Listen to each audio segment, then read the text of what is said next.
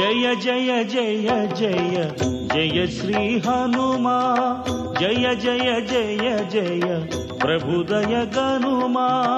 ఎడంచేత్తో మంజీరం ఇలా ఎత్తి పట్టుకుని ఆయన కాలు వెనక అమ్మ కాళ్ళ వెనక కడిగి పసుపు ఎరుపుగా ఉన్నటువంటి ఆ నీళ్లు ఎడంచేత్తో ఉద్ధరిణితో తీయడం ఇష్టం లేక ఇలా చూస్తే, భార్య ఉద్ధరిణితో తీసిస్తే తాను వాటిని ఇలా పట్టుకుని ఆ సువాసనలు గుబాళిస్తున్న నీటిని 3 మాటలు తీర్థంగా పుచ్చుకొని ఆ పళ్ళెం పక్కకి తీసి ఆ పాదాలు తుడుస్తున్న భావన చేస్తూ ధ్యానమునందు మగ్నుడయ్యి ఉన్నాడు అనుకోండి.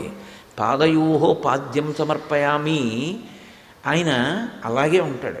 ఆ పాత్ర పట్టుకున్నవాడు పాత్ర పట్టుకుని అలాగే ఉంటాడు. చూసిన వాడికి ఏమర్థం అవుతుంది? ఈయనకి తర్వాత మంత్రాలు రావేమో సరిగ్గా, ఏమిటో ఈయన చాలా బాగా పూజ చేస్తాడనుకుని చూడ్డానికి వచ్చాం, ఈయన ఏమిటో పూజ పాదయోహో పాద్యం సమర్పయామి అన్నాడు, అరగంట కూర్చున్నాడు, హస్తయోహో అర్ఘ్యం సమర్పయామి అన్నాడు, 45 నిమిషాలు కూర్చున్నాడు అనుకుంటారు. కానీ అందుకే అసలు మహాత్ముల పూజ చూసే ప్రయత్నం చెయ్యనే కూడా. ఎందుకంటే ఆ రమించగలిగినటువంటి పూజ అలా ఉంటుంది. అందుకే పూజకి వెళ్ళడం అనేటటువంటిది గొప్ప ఉత్సాహం. ఎందుకంటే మనసు పరమ సంతోషంతో అనుభవించాలని కోరుకుని చెయ్యాలి పూజ. బరువుగా పూజ చెయ్యకూడదు. అటువంటి పూజ అకస్మాత్తుగా పరమయాంత్రికంగా చేయడం మొదలుపెట్టాడు అనుకోండి.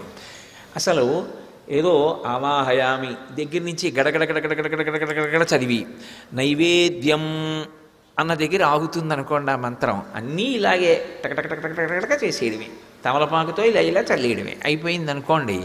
అప్పుడు ఆ పూజ చూసి ఈ పూజ చూశారనుకోండి, మీరేమనుకుంటారు? ఇటు ఒకనాడు అలా ఉండిపోయేవాడు, ఏమంటే ఎందుకు అలా ఉండిపోయారు అని అడిగితే ఇదంతా చెప్పాడు, చెప్పి కళ్ళమ్మట నీరు కార్చి ఇవాళ ఏమనుభవించానయ్యా, చాలయ్యా జీవితానికి అని పరవశించిపోయేవాడే. ఇవాళ ఏమిటి అంత యాంత్రిక పూజ చేశాడు అనుకుంటారా? అనుకోరా? అలా పూజ క్షీణించిపోతే ఎలా ఉంటుందో అమ్మవారు అలా ఉందిట సీతమ్మ. అసలు ఏమి భావనలండి అవి, ఏమి సుందరకాండ, అది మనసుతో అనుభవించాలి.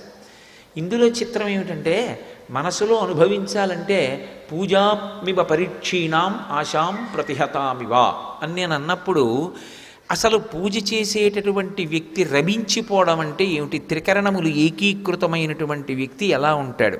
శంకర భగవత్పాదులంతటి వారు సౌందర్యలహరిలో అడిగింది అది. ఎవరు?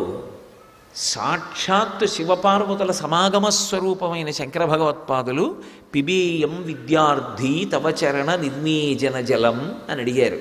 అమ్మా, నేను విద్యార్థినై నీ కాళ్ళు కడిగిన ఆ పసుపు పారాణి కలిసినటువంటి ఆ నీళ్లు సువాసనలు గుబాళిస్తున్నవి, ఆ తీర్థం ఇప్పుడు తాగుతానమ్మా జన్మలో అని అడిగారు.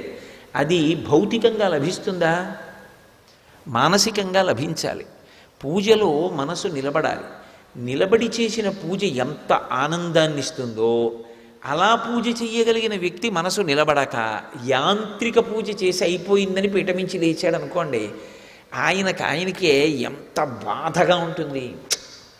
ఎంత అనుభవించేవాడిని పూజ, ఏ మనసే నిలబట్టలేదు అని. అది పోనీ చూసిన వాడికంటే అర్థం కాలేదు, కనీసం చేసిన వాడికి అనిపిస్తుందా ఏమిట్రా ఈ పూజ ఇలా చేస్తున్నాను అని? అది క్షీణించిపోయిన పూజ ఎలా ఉందో అమ్మవారు చూడ్డానికి అలా ఉందిట. ఆ ఉపమానం బయట ఎక్కడైనా వస్తు రూపంలో అసలు దొరుకుతుందా? దొరకదు. కానీ సీతమ్మ యొక్క పరిస్థితిని అన్వయం చెయ్యడానికి, ఆవిడ యొక్క రూపం అప్పుడు ఎలా ఉంటుంది అన్నది మనసు పట్టుకోవడానికి నిజంగా వాల్మీకి మహర్షి ఇచ్చినటువంటి సుందరకాండ రచన పరమాద్భుతం. సర్వం శ్రీ ఉమామహేశ్వర పరబ్రహ్మార్పణమస్తు. స్వస్తి.